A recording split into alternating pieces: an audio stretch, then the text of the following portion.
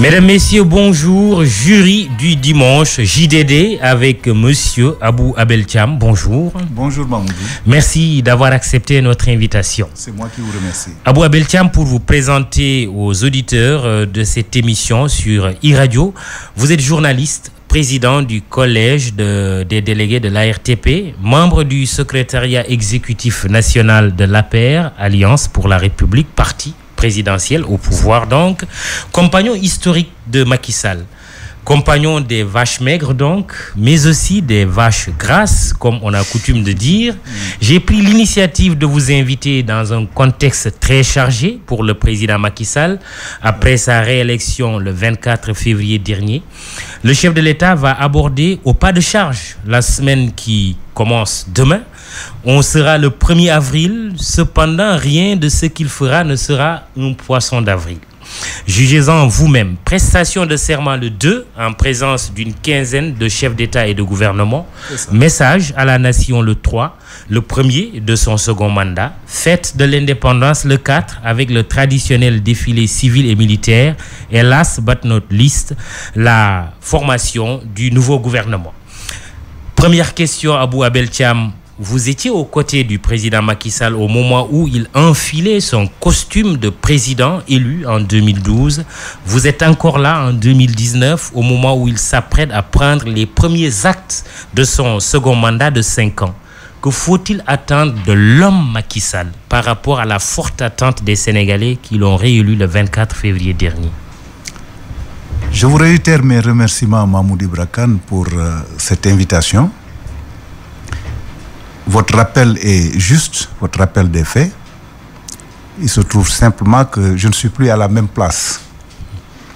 Cela dit, le président... Vous avez quitté l'espace présidentiel oui, pour migrer vers le collège de l'ARTP. C'est ça. Mais vous restez un compagnon. Je reste un compagnon, oui. Un fidèle défenseur de Macky Sall dans ses activités publiques, dans ce qu'il fait à la tête du pays, avec la conviction encore plus forte que mon choix de l'accompagner, mon choix de le renforcer, mon choix de le défendre. Que faut-il attendre de l'homme Macky Sall, du président Macky Sall, aujourd'hui? Il faut attendre du président Macky Sall, et là, en toute amitié, de façon tout à fait humble, j'en fais appel à lui, à sa personne. Il faut une très forte rupture. J'estime la rupture est toujours d'actualité. Absolument. C'est sur ce thème qu'il avait été élu il y a 7 ans. Oui. Cette rupture, elle est d'autant plus d'actualité que le second mandat que le président va entamer est foncièrement différent du premier. Je trouve que le président Macky Sall, aujourd'hui, il a toujours été un homme libre, c'est vrai. Mais il est aujourd'hui un homme libéré de certaines contingences. Il est un homme affranchi de certaines lourdeurs. Vous voulez dire qu'il ne sera pas sensible à d'éventuelles pressions politiques et autres, de quelque origine qu'elles soient? Certainement que pendant son premier mandat, il ne l'avait pas été trop. C'est-à-dire qu'il n'avait pas été trop sensible à ces pressions-là. Mais il faut, à la vérité, reconnaître que un homme étant ce qu'il est, entouré d'un conglomérat de personnalités, de trajectoires, et ayant aussi suivi une trajectoire alourdie par certaines charges, par certaines contingences, effectivement, il n'a pas dû manquer que, au moment de la prise de certaines décisions, il eût été contraint par endroits, par certaines de ces contingences-là. Aujourd'hui, Macky Sall, homme libre, homme libéré. J'estime. Président libre, président libéré. Président libéré, affranchi de ces contingences-là, donc ayant en main les instruments pour appliquer la politique de rupture que moi, personnellement, j'attends de lui.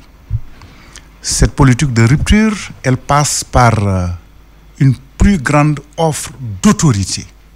Mahmoud Ibrakan, notre pays a besoin de plus d'autorité. Il a besoin de plus de discipline. Il a besoin de plus de travail. Et certains vont dire dictature. Pas du tout.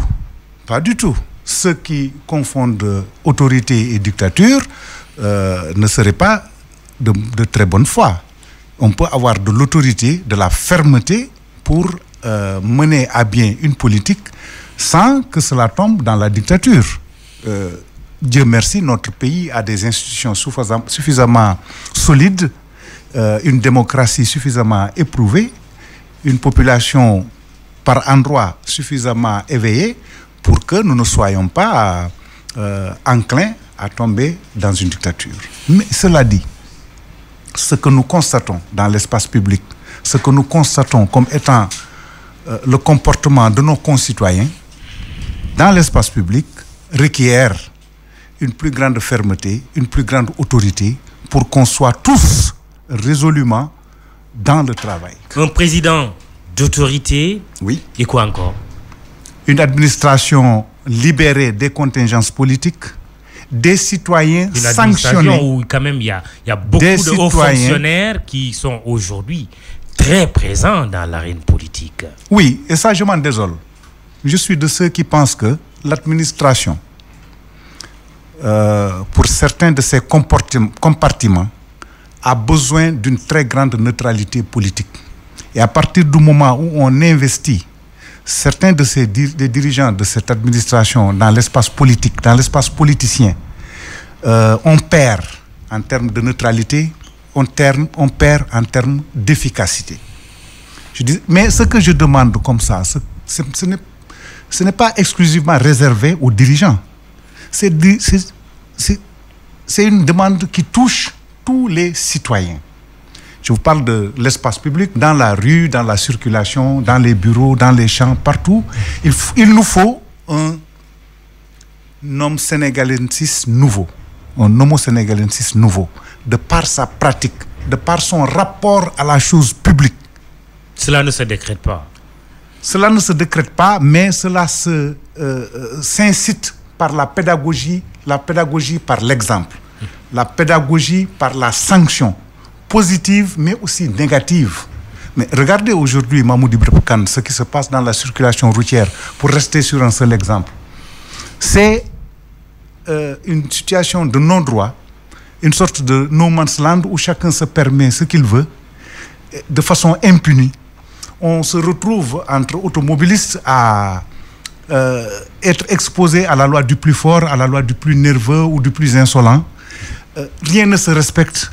On est dans une capitale africaine où il n'y a pas un seul taxi qui marche au compteur.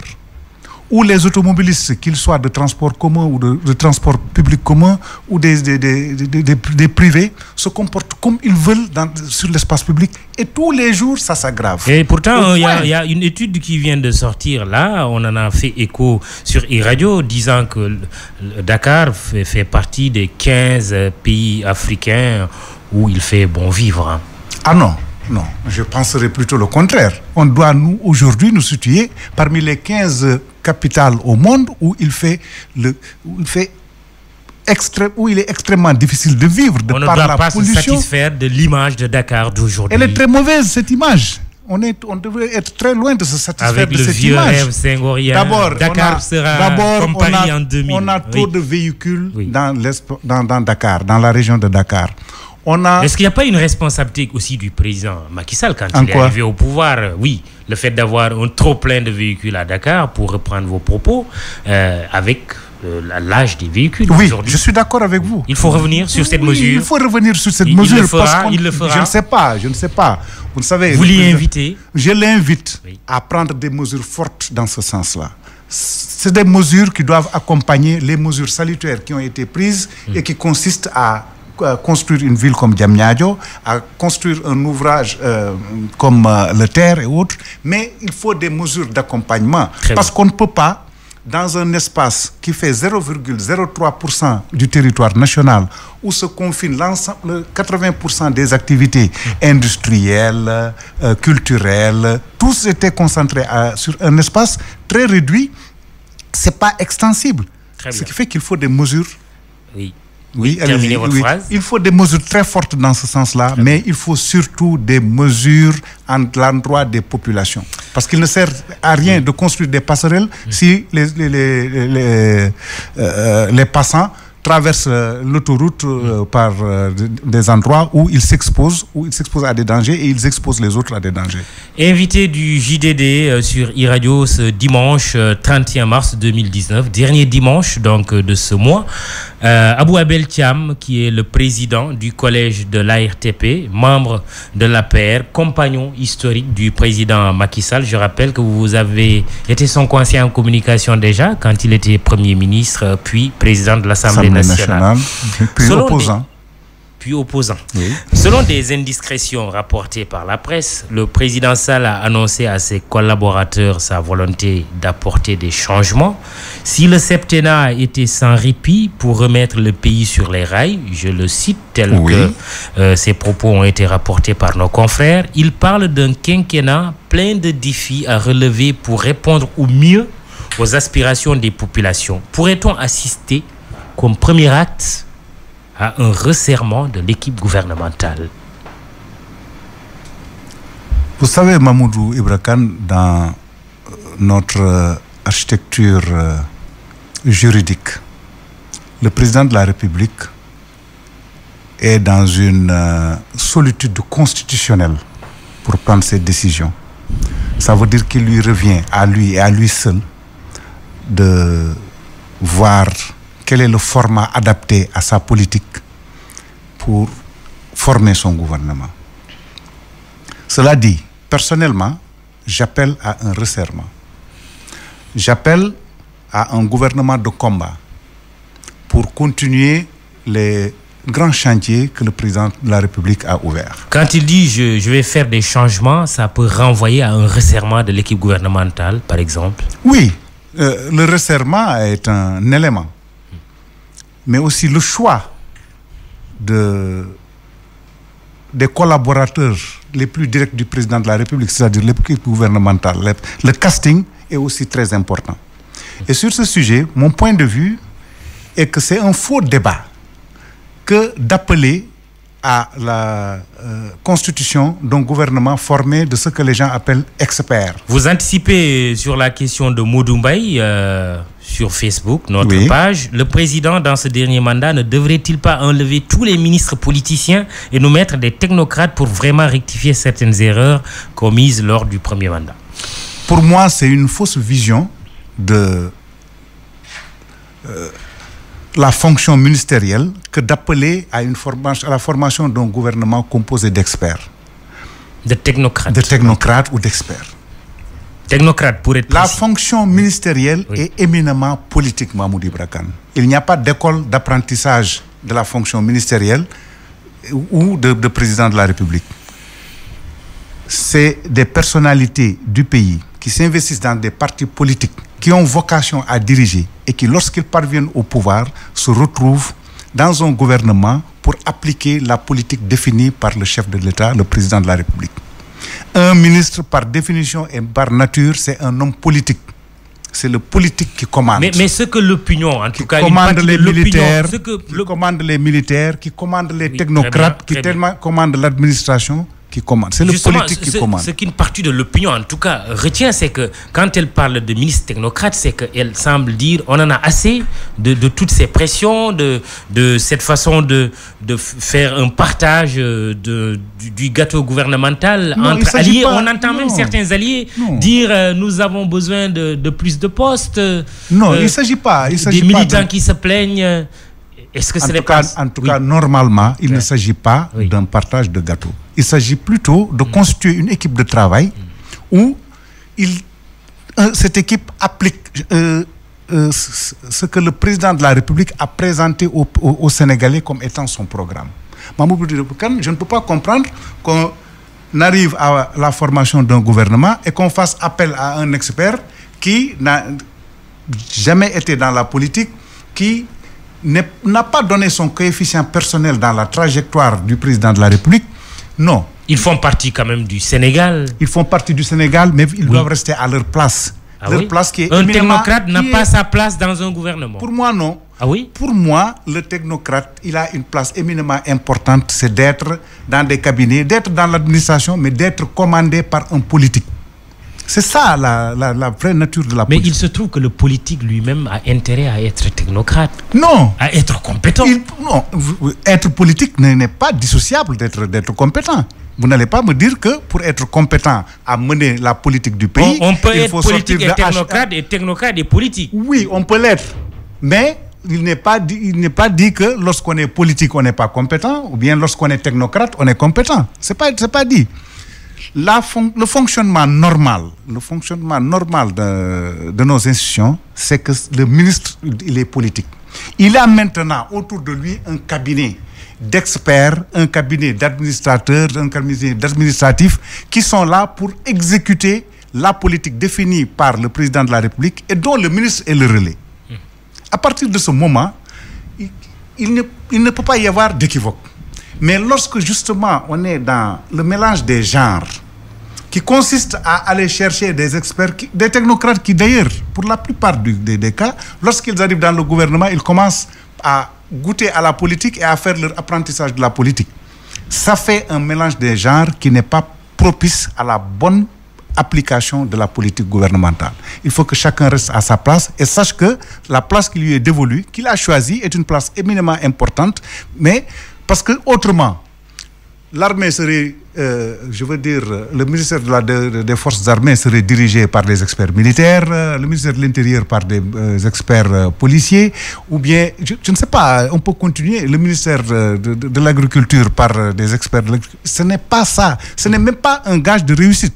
Les plus grands ministres, les plus brillants ministres de ce pays, ce sont des ministres dont la fonction dont le trajectoire ou bien le CV n'avait rien à voir avec l'activité gouvernementale à la tête de laquelle ils sont ministres. Très bien. Alors, le président Macky Sall, dès la proclamation des résultats définitifs par le Conseil constitutionnel, a appelé le dialogue et a souhaité même le faire sponsoriser, entre guillemets, par ses deux prédécesseurs, Abdoulaye Wade et Abdou Diouf. Est-ce qu'on peut s'attendre à une entrée de responsables de l'opposition dans un gouvernement qu'on dirait de majorité présidentielle élargie, qu'on en a connu à l'époque, surtout quand on parle d'Abdou Diouf et d'Abdoulaye Wade? Ils l'ont expérimenté ensemble. Le dialogue politique national n'aboutit pas forcément à l'association de l'opposition au pouvoir. Je vous disais tout à l'heure que le président de la République, dans sa solitude constitutionnelle, est le seul habilité à former son gouvernement et il doit le faire à partir de ses préoccupations d'exercice et d'exécution de sa politique pour les bénéfices des populations. Ce mandat-ci qui commence du président Macky Sall est un mandat particulier. Je vous disais tout à l'heure que c'est un président libéré de beaucoup de contingences. Il doit, à mon avis, à mon humble avis, mettre à profit ce confort politique qui est le sien aujourd'hui pour voir quelle est l'équipe la plus efficace pour lui, pour exécuter sa politique pour les 5 prochaines années. J'estime que c'est le moment pour le président Macky Sall de marquer son passage à la tête du pays. Il l'a fait dans des contingences difficiles. Il s'est donné les moyens politiques aujourd'hui d'exécuter cette politique-là. Le premier mandat a été un mandat un peu difficile parce qu'il était un peu gêné aux entournures par les alliés, les ralliés, voilà. Qui sont toujours là. Qui sont toujours, oui.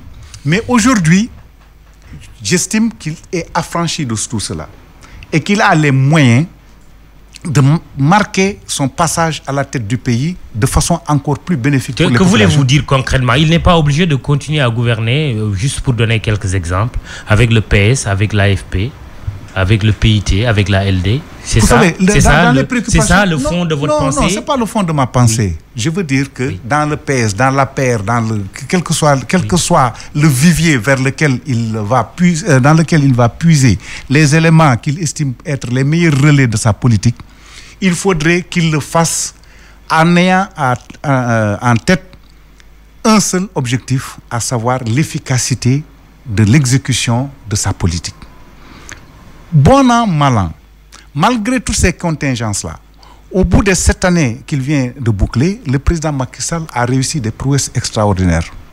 Mahmoud Ibra Kane, si je jette un regard dans le rétroviseur sur les 7 dernières années, l'une des réalisations qui m'ont le plus marqué, c'est le pont sur la Gambie, mais aussi le départ de Yaya Jammeh en Gambie. Départ dans lequel le président Macky Sall a joué un rôle extrêmement important qui n'est pas salué à sa juste mesure, selon moi, par l'opinion publique. Nous avions en Yaya Jammeh une personnalité que je ne voudrais pas juger, mais qui constituait un gros problème pour le Sénégal, par ses aspirations, par ses motivations, par ses coups bas. Depuis le départ du président Senghor jusqu'à maintenant, la Gambie a toujours constitué un problème pour le Sénégal. Paradoxalement, de par son leader. Paradoxalement, il perd dans une bonne partie du sud. Il perd quoi? Qui perd quoi? Électoralement. Vous voulez parler de... Oui, mais ça c'est secondaire. C'est secondaire. Parce que l'activité diplomatique que le président Macky Sall a menée lorsque Yaya Jammeh a voulu s'agripper au pouvoir, l'activité militaire que le président Macky Sall a fait jouer à nos forces armées pour le départ de ce satrape, c'est quelque chose d'extrêmement important et de salutaire pour le pays. Salutaire pour les populations du Sud, mais salutaire pour nous tous. La construction de ce pont, qui rappelle un épisode de sinistre mémoire, à savoir le naufrage du bateau le Joola, qui rappelle tous les problèmes auxquels les populations du Sud étaient confrontées. Ces deux faits sont des éléments extrêmement importants de ce septennat. Compte non tenu maintenant de ce qu'il a fait pour les populations sénégalaises. On va en parler tout à l'heure. Mais je reviens au gouvernement par rapport au casting. Oui. Et sur la question des alliés. Oui. Il dit à un allié, j'aimerais avoir un ou deux ministres, mais il se trouve que c'est le responsable de ce parti allié qui fait la proposition. Mais qui vous dit que c'est comme ça de ces profils. Schématiquement, c'est ce qu'on comprend. Oui. Ce n'est pas comme cela que ça se passe? Non, ce n'est pas aussi simple ou aussi simpliste que cela. La formation d'un gouvernement, dans la formation d'un gouvernement, le président de la République a carte blanche. Mais on est dans des pays qui sont en construction. La construction nationale n'est pas encore achevée. On est dans un état, par endroits, un peu faible. Le président de la République a en tête la construction nationale, l'unité nationale, la cohésion lorsqu'il procède à la formation d'un gouvernement. Ce qui fait que, malheureusement, ce n'est pas toujours les meilleurs éléments qui viennent à la tête du président qui ont la chance de le retrouver au gouvernement. Il se peut qu'on prenne Mahmoud Ibra Kane comme ministre d'un département pour des raisons qui tiennent peut-être à sa personnalité, mais qui, en majorité, tiennent à des considérations d'équilibre, à des considérations de cohésion, ce qui fait que, au bout du compte, quelle que soit la liberté du président de la République, au sens constitutionnel du terme, il est quand même un tout petit peu enfermé dans un canevas qui ne permet pas une trop grande latitude. Ça, il faudrait aussi que nos compatriotes l'aient en tête pour comprendre un tout petit peu les mécanismes par lesquels un gouvernement se forme. Il y a un dosage à faire. Revenant à l'opposition, le refus de ces 4 challengers à la dernière présidentielle d'accepter sa main tendue. Votre commentaire? Mon commentaire, c'est que l'opposition n'est pas à une incohérence près. L'opposition a vitupéré pendant des mois en disant que le président de la République a décidé seul de certaines mesures pour en faire des lois par la majorité et les appliquer. Ils ont contesté le parrainage, ils ont contesté beaucoup de choses. Voilà que le moment est venu pour le président de la République de faire appel à eux pour qu'ils viennent en concertation, regarder quelles sont les questions majeures pour qu'ils puissent se dégager un consensus, même minimal, à partir duquel on pourra, pour les prochaines élections, faire table rase sur certains aspects et puis pouvoir aller avec un peu plus de calme et de sérénité vers d'autres échéances électorales. Si l'opposition aujourd'hui se barricade, boude, mais on ne peut pas l'obliger à venir à la table de la négociation. Il s'agit de se concerter pour pouvoir partir d'un minimum de consensus et à partir de cela édicter des règles qui permettent un jeu politique apaisé. Mais ça, c'est même anecdotique par rapport à un déficit patriotique que je constate de cette opposition-là. Au sortir de l'élection, ce qu'il était attendu d'elle, c'est de féliciter le président de la République. Je ne peux pas comprendre qu'elle refuse de le faire. Elle refuse de le faire et elle a tort. Elle le fait à tort. Parce que le président de la République a gagné, il a largement gagné, il a correctement gagné. Je ne peux pas comprendre qu'une opposition parte à une élection pour dire que si elle gagne, l'élection est normale, si elle ne gagne pas, l'élection est truquée.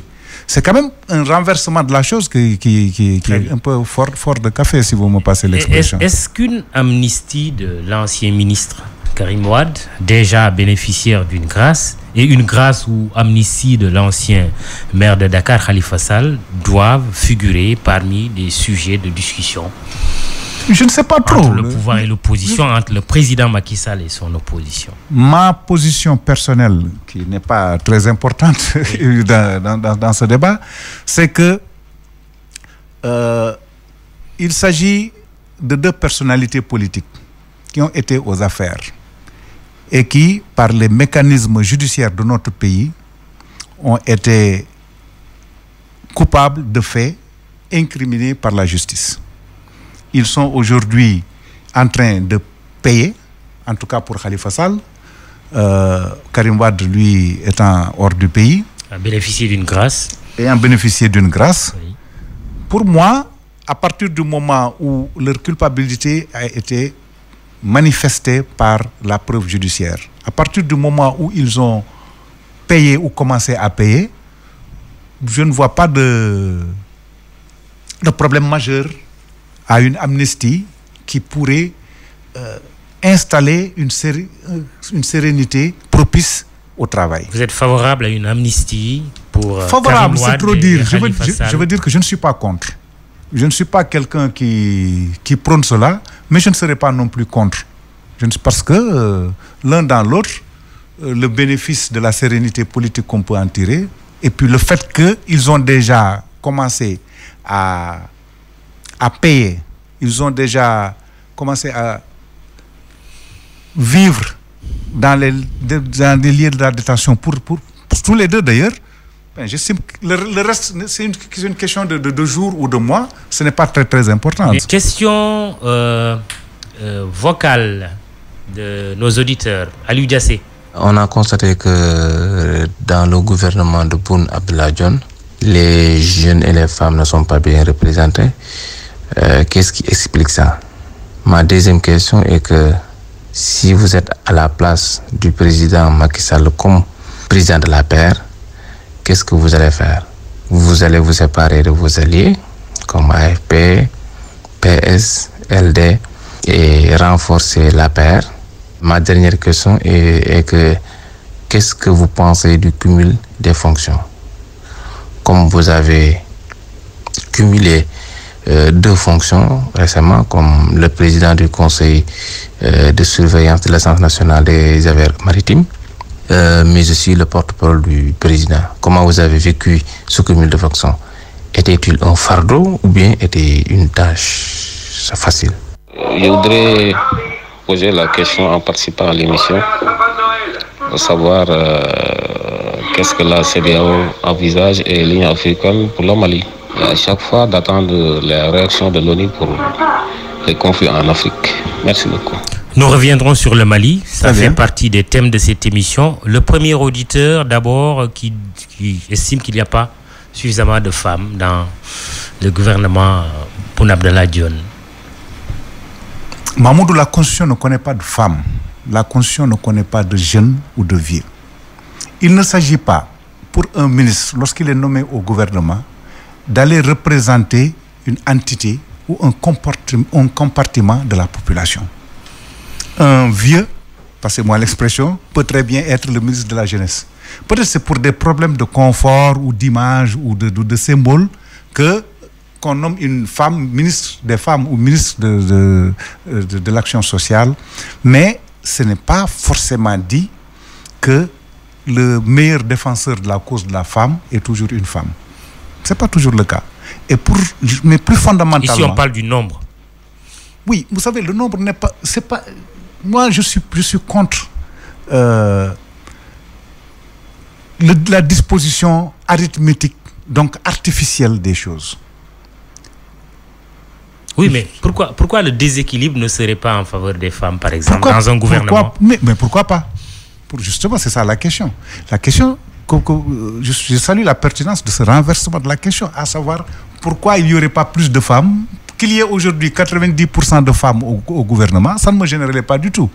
Ce qui me gêne, moi, c'est le caractère artificiel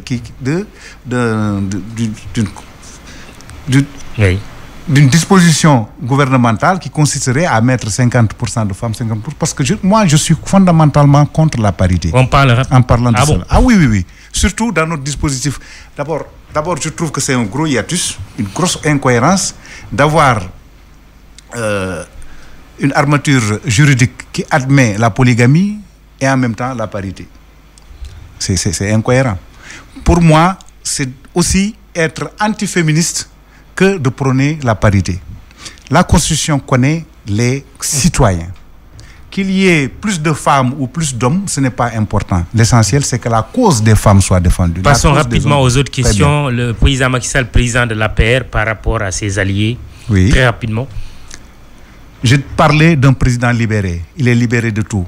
Il n'est pas dit que c'est la représentation accrue des alliés au gouvernement qui conditionne leur participation à la marche du pays. Le gouvernement... Très bien. D'ailleurs, il ne pourra pas. Le président de la République, et soit dit en passant, je salue un fait. C'est-à-dire la prouesse que le président de la République a réussi, qui a consisté à garder ses alliés 7 ans durant. C'est quelque chose qui ne s'est jamais vu dans l'histoire politique du Sénégal, qui montre quand même les capacités de management du président de la République à la tête de cette coalition. Président de l'APR qui pourrait tenter de démissionner de sa fonction de président du parti. Président du parti, qu'il démissionne ou pas, de toute façon, moi, en tant que militant de l'APR, comme membre fondateur de l'APR, j'estime que l'APR n'a pas trop bénéficié de la présidence du président Macky Sall. On parle de cumul, on parle de sa présidence à la tête de l'APR. L'APR est aujourd'hui la formation la plus mal lotie autour du président de la République. Ma question est précise. Est-ce que le président, il pourrait envisager que le président du parti, Macky Sall, démissionne de cette fonction? C'est parce que pour moi, cela n'emporterait pas de conséquences, que ça n'a pas trop d'importance pour moi. Qu'il reste président de l'APR ou qu'il démissionne, ça n'aura pas trop de conséquences. De toute façon, l'APR, comme je vous l'ai dit, est une entité qui a été mal lotie par le président de la République. C'est peut-être ce qui... Une question vous visant personnellement, cumul de fonctions, l'auditeur a parlé de... Il me rappelle un moment, je l'ai été pendant quelques mois, porte-parole de la présidente de la République et président du conseil de surveillance de l'ANAM. Effectivement, je l'ai été, mais il n'y avait aucune surcharge parce que la fonction de président du conseil de surveillance n'avait pas requis une trop grande présence ou trop de temps à la tête de cette entité. Voilà. Nous allons revenir aux questions attentes des populations. Abou Abel Thiam, invité du jury du dimanche. Le Sénégal figure dans le top 5 des économies africaines. Je cite ici le ministre de l'économie, des finances et du plan, Amadou Ba. Le Sénégal et la Côte d'Ivoire sont les 2 pays qui ont le mieux réussi économiquement dans la zone UEMOA. Propos de Bruno Le Maire, ministre français de l'économie, lors du lancement à Dakar de l'initiative Choose Africa en faveur des PME, TPE et start-up africaines d'un financement de 2,5 milliards d'euros. Comment expliquer le décalage entre cette bonne santé économique et la revendication de plus en plus forte des populations du Sénégal, revendication de mieux-être, de mieux vivre? Ces revendications, elles seront toujours là. Des revendications de mieux-être. Je ne connais pas de population, je ne connais pas de peuple, de pays où les populations, où le peuple n'est pas dans la revendication du mieux-être. La pauvreté reste encore une grosse réalité. Oui, mais ça, ce n'est pas une découverte. On est un pays très pauvre. Mahmoud Ibra Kane, nous faisons partie des 50 pays les plus pauvres au monde. Oui, mais une économie qui se porte bien doit également signifier des populations qui se portent bien, qui se portent mieux. Oui. Mais ça c'est le cas. Ça, c'est un fait. C'est le cas. C'est grâce à cette embellie économique que le président de la République a réussi la prouesse de la maîtrise de l'offre d'énergie électrique. Lorsque le président arrivait au pouvoir, on était dans une situation de rationnement. C'est-à-dire, la Sénélec en était venue à programmer des délestages pour que des quartiers ou des villes soient installés dans l'obscurité pour que d'autres puissent en bénéficier de l'offre d'électricité. Au bout de 4 ans, 5 ans, les populations ont constaté la prouesse qui a consisté à faire de cela un mauvais souvenir. L'autre chose, c'est que Mahmoud Ibra Kane, depuis que le président Macky Sall est là, vous n'avez pas entendu une augmentation du prix des denrées. La bouteille de gaz qui fait partie du panier de la ménagère a vu son prix drastiquement diminuer. Vous avez vu les ouvrages que le président de la République a construits un peu partout dans le pays. Toutes ces offres sont la conséquence positive de cette maîtrise de notre économie. Il ne s'agit pas d'expliquer, il s'agit d'abord de constater. L'embellie se constate partout. Elle se constate dans le panier de la ménagère. Maintenant, comme vous l'avez dit... Elle se vit, surtout. Elle doit se vivre. Mais elle se vit. Est-ce qu'elle se vit avec la pauvreté encore qui oppose une forte résistance malgré des politiques comme les bourses de sécurité familiale, la CMU, le PUDC et autres. Est-ce qu'on ne doit pas adresser à l'entame de ce second mandat, on ne doit pas questionner ces politiques-là, en sens Ce que je refuse, c'est qu'on dise que les populations ne les vivent pas. Par contre, en revanche, je veux dire, j'accepte que les populations, légitimement, aspirent à mieux. Mais ça, c'est naturel, c'est normal, c'est humain. Et il ne faut pas oublier un fait, nous faisons partie des pays les plus pauvres au monde. Et le président de la République, lorsqu'il est arrivé, a hérité d'une situation économique désastreuse. Que 5 ans durant, il n'y ait pas d'augmentation de prix sur les denrées de première nécessité, que l'électricité ait été maîtrisée à ce point, que des politiques, d'ailleurs, vous verrez que, vous constaterez que les plus grandes politiques du président de la République sont toutes des politiques d'urgence. Lorsqu'on applique des politiques d'urgence, c'est qu'on est confronté à une situation d'urgence.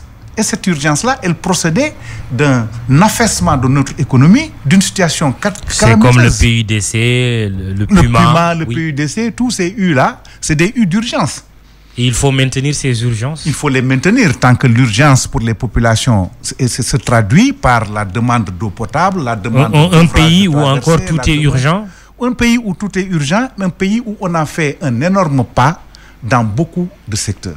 Et ce n'est pas un pays émergent. Les salaires ont été augmentés par le jeu des impôts. Urgence, tous les salariés ont été augmentés. Urgence rime avec vraiment émergence. Absolument. Parce qu'il faut d'abord régler les problèmes urgents pour être sur des rampes de propulsion économique. Et ça, le président de la République l'a réussi. C'est un constat. Vous le constatez comme moi, comme tout le monde. Il prête serment pour un second mandat, le 2 avril. Mais voilà qu'il y a un débat sur un troisième mandat. Il y a des juristes qui soutiennent que la constitution actuelle le lui permettrait, d'autres qui disent non. Mais lui-même, on l'a entendu dire, avant même cette élection de 2019, que s'il était réélu, il ferait son second et dernier mandat. Comment vous réagissez à ce débat? Je ne comprends pas les Sénégalais. Je ne comprends pas ce débat. Je le trouve malsain.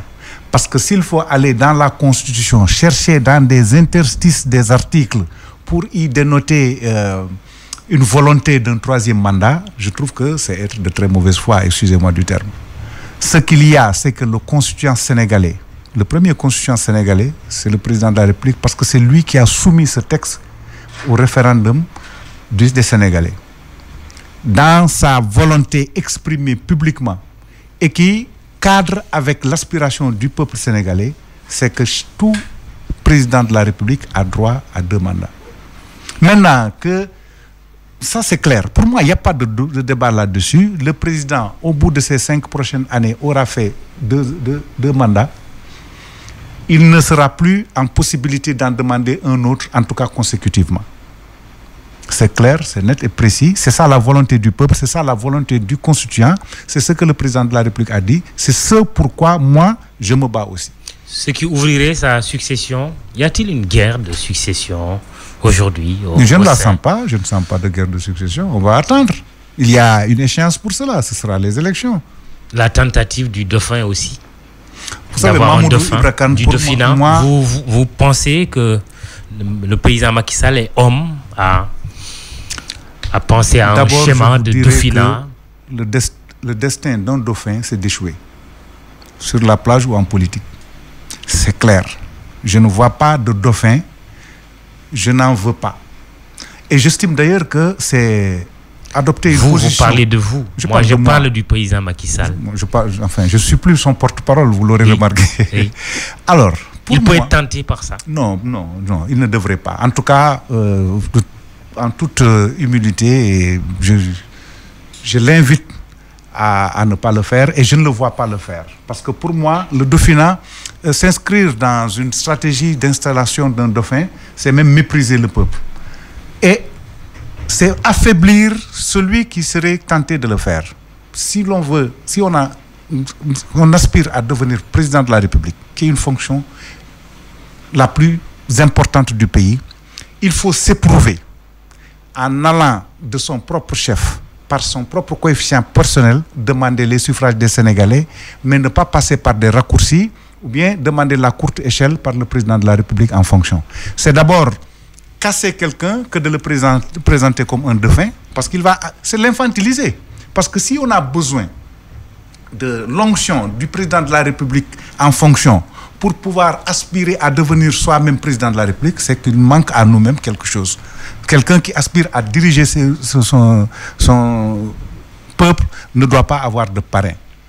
Dernière chose sur le gouvernement, parce qu'il faut qu'on aborde d'autres sujets. Très bien. Est-ce que vous pensez que l'actuel Premier ministre Boun Abdallah Dionne devrait pouvoir continuer à diriger le Je garde mon opinion pour moi. Je ne suis pas le président de la République. Le président a ses paramètres pour choisir son Premier ministre, qui doit être son premier collaborateur. C'est à lui de voir. Faut-il coupler les élections locales prévues en décembre prochain avec d'éventuelles élections législatives anticipées qui supposeraient une dissolution de l'Assemblée nationale? En tout cas, il nous faut beaucoup moins d'élections. Je veux dire, on ne peut pas, sur un mandat de 5 ans, avoir à être confronté à 2-3 échéances électorales. Vous êtes pour un regroupement? Moi, je suis pour la simplification des choses. C'est-à-dire, soyez concret. Ma question est précise. Si le couplage permet un gain de temps pour le travail, je suis pour le couplage. Pour une dissolution donc de l'Assemblée nationale? Mais ça c'est des artifices, c'est des paramètres. Malgré votre écrasante majorité déjà? Oui, parce que la majorité n'a pas vocation à écraser. Elle est juste importante, elle n'est pas écrasante, Mamoudou. Pour moi, le plus important, c'est de parvenir à délester le pays des échéances électorales qui amputent sur le temps de travail. Nous avons besoin de travail. Nous avons besoin de travailler, et pour cela, il faudrait qu'on fasse moins de politique et donc moins d'élections, moins de programmation d'élections. Je vous promets, moins de politique. Dernière question politique. Vous ne serez pas candidat à la mairie de Ourossogui puisque vous avez déserté votre Fouta natal pour venir militer à Dakar. C'est une question d'un auditeur. Je n'ai pas déserté mon Ourossogui natal, mon Ourossogui où j'ai l'œil, ou mon Ourossogui où j'ai aidé beaucoup de personnalités politiques locales à s'approcher du président Macky Sall. Cela dit, je me suis redéployé à Tivaouane Diacksao de mon enfance, Tivaouane Diacksao de mon adolescence, Tivaouane Diacksao où j'ai grandi, qui est mon fief, sur demande du président de la République, parce que... Et c'est là-bas également pas oui. Que ces élections d'où nous sortons étaient des élections extrêmement importantes, et la bataille de Dakar, donc de toute la région de Dakar, était éminemment importante, ce qui a motivé la demande du président de la République à mon endroit d'aller à Tivaouane Diacksao où j'ai gagné et largement gagné. C'est là-bas également que vous serez candidat pour non, les locales? Non, je ne suis pas candidat au local parce que statutairement... Ni à Diacksao ni à Ourossogui? Non, nulle part, parce que je ne peux pas statutairement, je ne peux pas être maire, et je n'ai même pas vocation à l'être. Vous ne pouvez pas être maire et quoi? Je ne peux pas être maire et président du collège de la RTP. Lorsqu'on est président du collège de la RTP, on ne peut pas aspirer à un mandat électif. Sujet sous-régional, massacre de Peul au Mali. On l'a dit, on l'a répété. Beaucoup de condamnations venant des populations elles-mêmes, mais aussi des autorités politiques. Comment vous avez réagi en apprenant ce massacre? J'ai été choqué, comme tout le monde, mais pas surpris, malheureusement. J'étais choqué par l'ampleur, par l'atrocité, le nombre de victimes, la façon dont ces victimes ont été exécutées, le fait aussi que c'est des victimes d'une seule ethnie. Tout cela m'a beaucoup choqué. Mais je ne suis pas surpris, Mamoudou. Je ne suis pas surpris parce que le Mali, malheureusement, est un pays qui est en train de s'affaisser sur ses piliers. Un pays où il n'y a plus d'armée, un pays où il n'y a plus d'administration, un pays amputé d'une très bonne partie de son territoire, un pays à la tête duquel se trouve un gouvernement qui se manifeste par son incompétence et par plein de défauts qui s'ajoutent au problème du Mali, qui était déjà important. Mamoudou, à l'entame de notre conversation, je vous parlais d'une demande d'autorité et de fermeté. Nos pays, malheureusement, dans la sous-région notamment, nos États sont très faibles. Parce que vous craignez un embrasement de la sous-région avec ce qui vient de se passer. Mais cet embrasement, il n'est pas dans le futur, il est arrivé. Le Mali constitue malheureusement une sorte de laboratoire où des djihadistes, des vendeurs de drogue, des bandits expérimentent expérimentent ce qu'ils veulent expérimenter et à la faveur de la disparition de l'armée malienne, à la faveur de l'incurie de son gouvernement, à la faveur aussi de son histoire, parce que ce n'est pas hasard aujourd'hui si les exactions frappent essentiellement les Peuls. Un Peul, par nature, c'est un pasteur. Et les pasteurs ont toujours eu une cohabitation difficile avec les populations autochtones. Pourquoi le président Macky Sall ne s'est pas prononcé sur l'affaire des Peuls au Mali, alors que lors de Charlie Hebdo, il a été au premier rang pour manifester? Nous espérons qu'Ibeka, c'est-à-dire le président malien, ne sera pas présent à l'investiture. La réponse est oui, je pense. Probablement il sera là. Il a été invité par son homologue sénégalais. D'abord une précision. Le président Macky Sall a publiquement condamné ce qui s'est passé au Mali.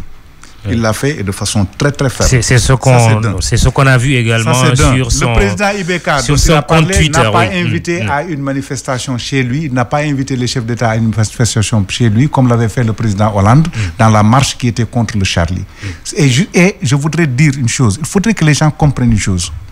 Les gens qui étaient à la manifestation contre les tueries de Charlie Hebdo, ils sont cohérents parce que ceux qui tuent aujourd'hui au Mali, ce sont eux qui tuaient à Charlie Hebdo. Ce sont eux qui font des méfaits contre la religion musulmane en tuant au nom de cette religion. Ils sont les premiers ennemis de l'islam parce qu'ils perpétuent des actes innommables au nom de notre religion. Ils sont en train de salir notre religion qui n'a pas besoin qui n'a pas besoin de ces gens, parce qu'il y a un mauvais terme que les gens emploient souvent en parlant de radicalisme, d'islamisme ou de djihadisme. D'islamisme radical. Il ne s'agit pas de ça. Il s'agit d'islamisation de radicaux. Parce qu'en général, ce sont des bandits qui ont d'autres motivations, qui utilisent la religion. Est-ce qu'il doit y avoir une initiative de la CEDEAO, de l'UA sur cette question? Mais elle n'est que trop attendue, cette initiative. Elle n'est que trop attendue. Dernière chose, avez-vous été frappé par ce texte de Maître Alioune Badara Cissé, médiateur de la République? Oui, je suis Peul. Oui, Est-ce que ce n'est pas la bonne réponse qu'un Peul puisse dire oui, je suis Wolof, qu'un Serer, oui, je suis... Absolument, il le faut, on en a besoin. Et vice-versa. Absolument, on en a besoin. Effectivement, j'ai été frappé par la portée poétique du texte de mon ami et grand frère Alioune Badara Cissé ABC, membre fondateur de l'APR, dont je salue le travail qu'il a fait pour l'avènement du président Macky Sall avec tous les compagnon historique. Et nous qui autres, n'est pas les Peul, Maliens. et peut-être qu'il en a des origines, mais qui a dit Qui oui, ça? je suis Peul. Alioune Badara Cissé. Non, je ne lui connais aucune attache Peul, mais je lui connais cette sensibilité face à l'injustice, cette sensibilité qui avait fait que lui, moi et tous les pionniers de la PR, on s'était retrouvés autour du président Macky Sall pour combattre l'injustice qui le frappait. Aujourd'hui qu'une injustice frappe les Peuls au Mali, je ne suis pas surpris qu'il se dresse par sa plume pour défendre les Peuls et défendre une cause juste. Oui, je suis Peul, je suis Wolof, je suis Sérère. Je suis toutes ces ethnies. On est africain. On est africain. C'est ça. Merci. C'est une belle chute, Abou Abel Cham. Je rappelle que C'est moi vous qui êtes vous un remercie. compagnon historique du président Macky Sall, président du collège de l'ARTP, militant de l'APR. Merci d'être venu à l'émission Jury du dimanche. Pape Doudou Diallo, merci pour la vidéo. Aliou Diassé à la technique, Sandra Ndiaye pour les réseaux sociaux. Et également Biram Pouy. Dans un instant, le journal de midi. Le Sérère, Antoine Diouf. Bon dimanche, rendez-vous dimanche prochain.